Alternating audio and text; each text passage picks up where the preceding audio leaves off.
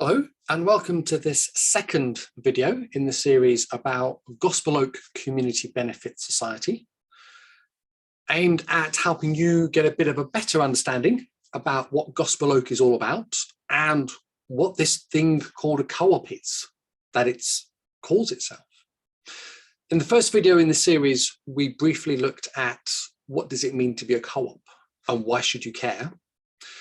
The second video focuses much more on Gospel Oak itself as the cooperative and what it's here to do. So the clue's in the name, really. Gospel Oak Community Benefit Society.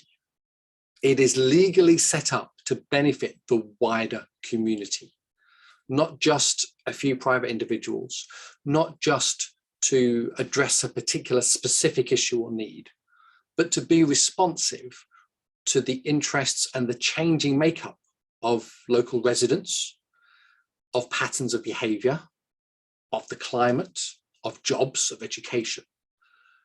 And its legal structure as a cooperative society means it is regulated to make sure it is always doing this, that it is always checking how are we acting in the best interests of the wider community.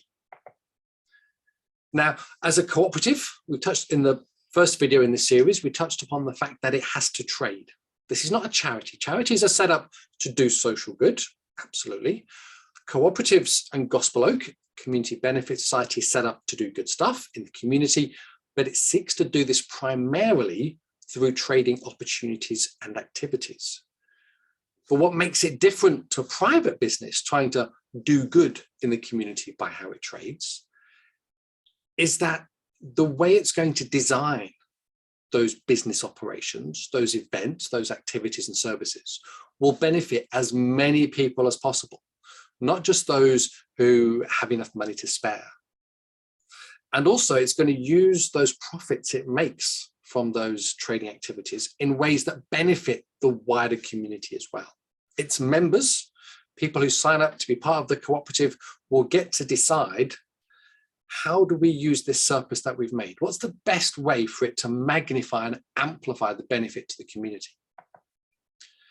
Now, there are lots of ways in which Gospel Oak Community Benefit Society is going to be trading, lots of activities and projects it's going to be setting up.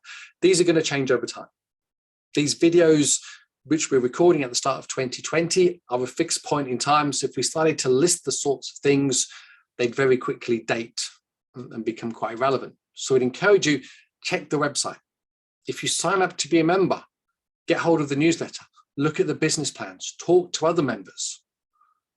But there are lots of different ways that you can find out what Gospel Oak is doing as trading businesses, as projects and services that are going to benefit the wider community, as a cooperative and as part of that entity that exists to benefit Gospel Oak and the surrounding areas. In the next set of series videos in the series, we'll look briefly at what it means to be a member of Gospel Oak Cooperative. And then beyond that, what does it mean to be a director if you're so inclined? And then finally, we'll put all that into context as well. What's Gospel Oak doing as a cooperative that will actually benefit the wider world when it comes to it? Putting an individual cooperative in a global context. Thanks for listening.